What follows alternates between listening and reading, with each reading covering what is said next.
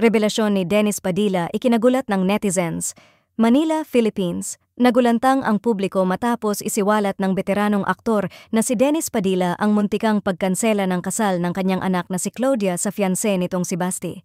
Sa panayam niya kay Ogie Diaz, ibinahagi ni Dennis ang emosyonal na pag-uusap nila ng anak sa mismong araw ng kasal. Ayon kay Dennis, dakong 8:00 ng umaga nang makatanggap siya ng tawag mula kay Claudia na umiiyak at nagsabing, "Pa, hindi na matutuloy ang kasal."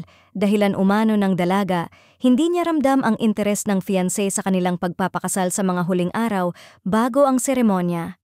"For the past 1 linggo, hindi ko nakikita yung interes ni Basti na magpakasal kami.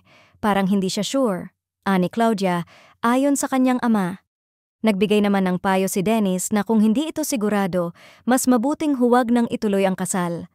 Pero sa isang nakakagulat na twist, 1 oras at kalahati lamang ang lumipas ay muling mas lalong naging palaisipan sa publiko ang revelasyon ni Dennis nang mapansin ng ilang netizens na tila malungkot o alanganin ang hitsura ni Basti sa mga kuha mula sa araw ng kanilang kasal.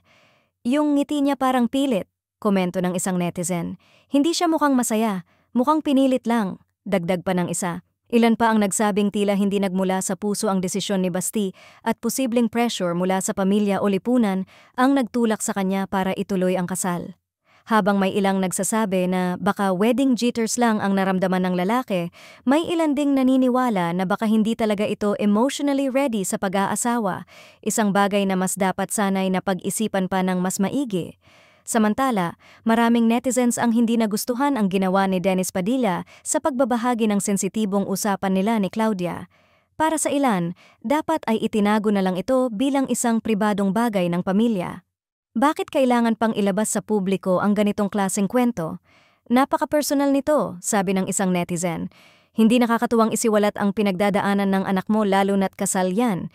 It should be kept private," dagdag pa ng isa. Dahil dito, may ilan ding nagtanong kung naging insensitive si Dennis sa damdamin ng kanyang anak sa gitna ng isang napaka-importanteng yugto ng kanyang buhay.